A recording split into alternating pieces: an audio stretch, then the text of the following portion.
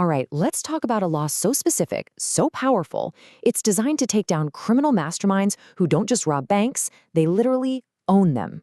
Today, we're going to pull back the curtain on one of the federal government's most fascinating and honestly obscure legal weapons. I mean, seriously, what kind of law do you need for that? We are not talking about some run-of-the-mill crook here. This is a level of organized crime that has the cash and the nerve to control a whole financial institution from the inside. It sounds like something straight out of a movie, right? Well, as we're about to see, the real story is actually a lot stranger. And you know what? That intuition is surprisingly close to the truth. But this law isn't some big, broad sword. No, it's something way more precise, much more technical, and frankly, a little weird.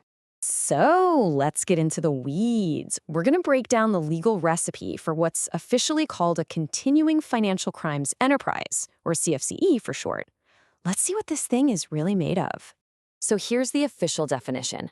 A CFCE involves a series of very specific banking crimes. They have to be committed by an organized group. And, this is the big one, it has to pull in at least $5 million in gross receipts within just 2 years. That is a really high bar, and it was set that high for a reason. To actually charge someone under this law, prosecutors need these 3 core ingredients.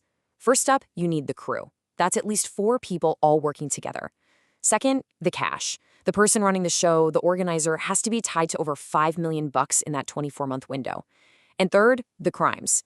It can't be just any old crime. It has to be from a very specific pre-approved menu of violations. And here's that menu. We're talking about really specific stuff like bank bribery, theft by a bank officer, faking entries in the bank's books, or massive loan fraud. So unlike some of the more famous organized crime laws you've heard of, this one is laser-focused on crimes that happen inside or directly against a bank. And that's really the crucial point here. This law isn't designed to catch any criminal enterprise. It's for taking down a criminal operation that has sunk its teeth deep into a federally regulated financial institution. So that initial idea, criminals owning their own bank, isn't just a catchy line. It's actually a pretty perfect way to think about this law's very specific target. So you might be wondering, why on earth did Congress create such a strange and narrow law in the first place? Well, like a lot of these things, it wasn't just invented out of thin air. It was forged in the fire of a massive national crisis. Let's rewind to the late 1980s. The savings and loan crisis was hammering America. We saw just widespread insider fraud, deep corruption, and banks were failing left and right. So in response, Congress passed the Crime Control Act of 1990, and tucked right inside of it was this new statute. The whole goal was to create a brand new, powerful weapon to fight exactly this kind of systemic financial rot. And this quote just brilliantly sums up the whole idea. Congress didn't want a wide net that would just catch all sorts of different criminals. They wanted a surgical instrument, a scalpel, to go in and precisely cut out the very specific cancer of large-scale organized fraud from within the banking system itself. Which brings us to a really interesting puzzle. Okay, if this law is such a powerful, specialized scalpel designed for the absolute worst of the worst in financial crime, then why have most of us never even heard of it? Why is it so rarely used? Let's just ask that question directly. This law was modeled after the CCE statute. That's the Continuing Criminal Enterprise Law, also known as the kingpin statute, that they used to take down major drug lords. It was meant to be a hammer for bank fraud. So why does this hammer seem to be just sitting in the toolbox, gathering dust? Well, the first big reason is a practical one. Prosecutors usually have a better tool for the job. You've probably heard of the RICO Act. It is way more flexible, it covers a much wider range of crimes, and it doesn't have that super high $5 million barrier to entry. Second, why go through all the extra trouble?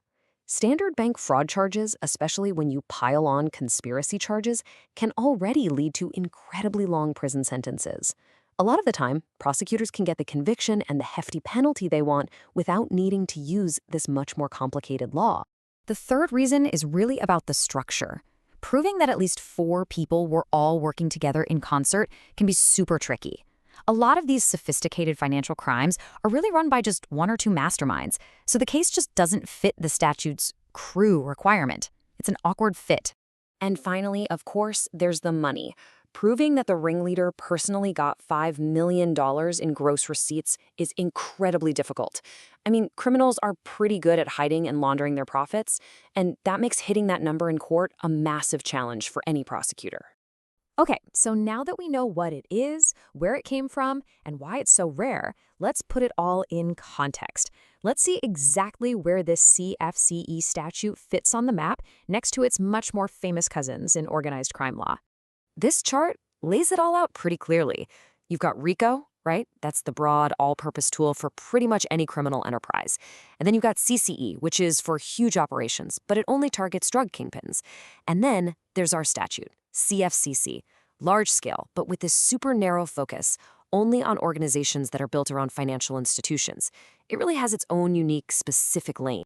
So if you want to remember this law, the single best way to do it is with this simple phrase, it's CCE for banks.